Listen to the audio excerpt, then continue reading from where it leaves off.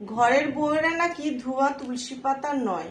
এই কমেন্টটা আমাকে একজন দাদাভাই করেছে। বলেছে যে তুমি যে মেয়েদের নিয়ে এত কথা বলো, ঘরের বউ ঘরের বউ, ঘরের বউয়েরা ধোয়া তুলসী পাতা নয়। ঘরের বউয়েদের জন্যেই সংসারে অশান্তি হয়। হ্যাঁ, আমি জানি ভাই, ঘরের বউয়েরা ধোয়া তুলসী পাতা নয়, বিচুটি পাতাও হয়।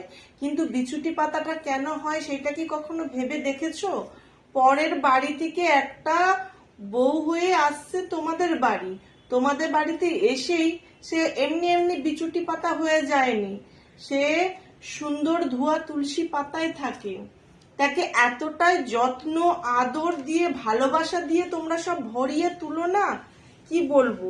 সে দেখতে দেখতেই বিচুটি পাতা হয়ে যায়, তাকে বিচুটি পাতা করতে লাগে না, সে চোখ দিয়ে দেখে আর বিচুটি পাতা হয়ে যায়।